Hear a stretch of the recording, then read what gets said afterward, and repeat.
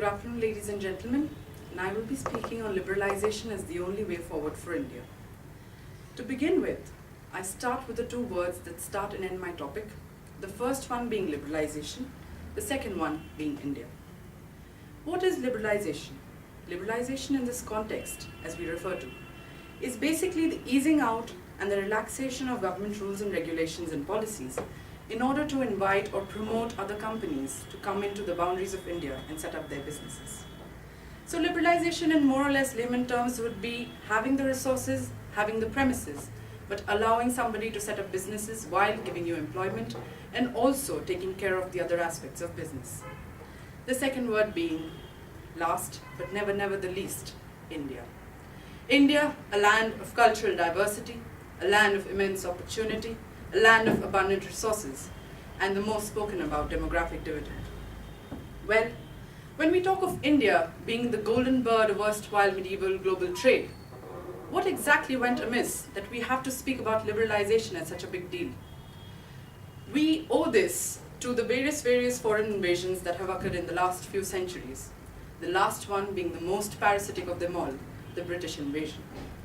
So the British came into the Indian boundaries or the Indian soil in the 17th century with one target, being that of trade. They had thought that they would exploit resources in opium, indigo, tea, and go and trade. But what they realized, probing further, was that the administration was so fickle that they could actually divide and rule and cripple us for the next few centuries, and two to be more precise. It is in August 1947 that we actually gained independence, but liberalization, not at all. In 1991, after facing a huge BOP crisis and an import dilemma, we finally took very drastic liberalization reforms. So when we talk of liberalization again now that we have the wave of change called Ab Ki Baar Modi Sarkar, we have to speak of what it brings to the table. Owing to the last 2 decades that have occurred after liberalization, we can say that in a mere 5 years from 92 to 97, the FDI increased from around 132 million in 92 to 5.3 billion in 97. Also, the average Indian income doubled in the next decade post-liberalization.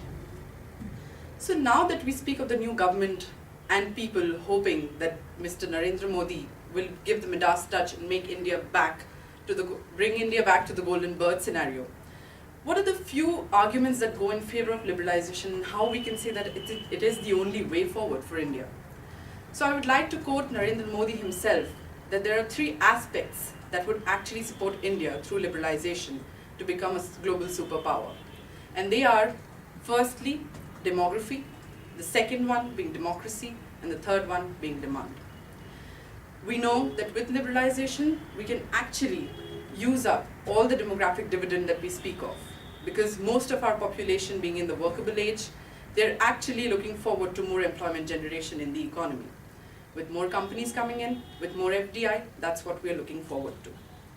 Also, there's a huge opportunity for education to be taken up as a sector in our economy, and that's where a lot of investment can go into. The second one being democracy, we understand that there are a lot of economies that can open up liberalization policies for businesses to come in. But then it is important for not just the employee to choose the vocation, but also the employer to decide what and how to operate. And that's what is important in our country, and that's what we provide, the democracy to decide. The third one being demand. We know that India is blessed with population, and that's where demand arises from.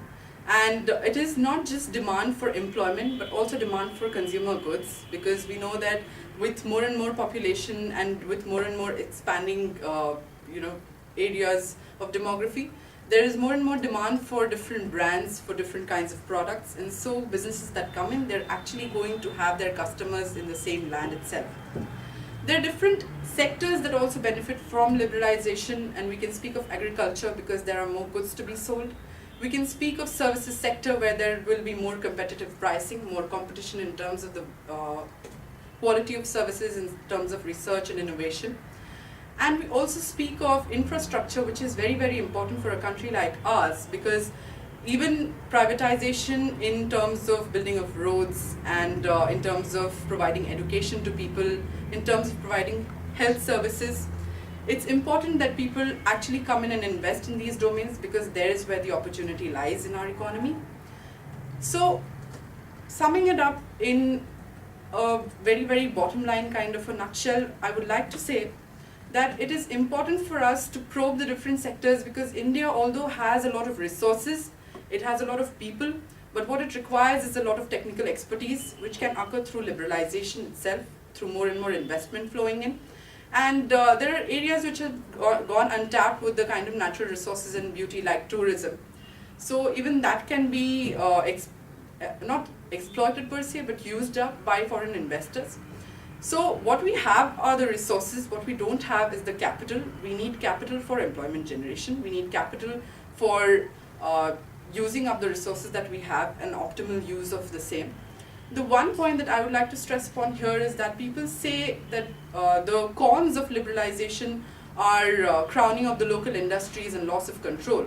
But what I would like to stress over here is that when the government is taking the initiative like Make in India, and this initiative itself speaks volumes about the kind of interest that the government has in saving those kind of local industries, for which investment can be encouraged through getting people to actually encourage the entrepreneurs or the local industrialists so that there's no loss in that term.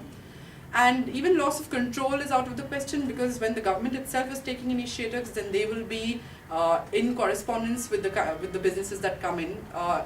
The whole data which tells us that FDI has been sanctioned by the government to an extent of 18,027 crores, it's 1,827 crores, itself says that the government itself has this in control. The last point that I would like to stress upon here is that liberalization should be the only way forward for India because if India is to become a global superpower, it has to have friendly relations with other nations and that can only arise if it opens its boundaries for business to other countries and be kind of an inclusive leader rather than an isolated global power. Thank you very much.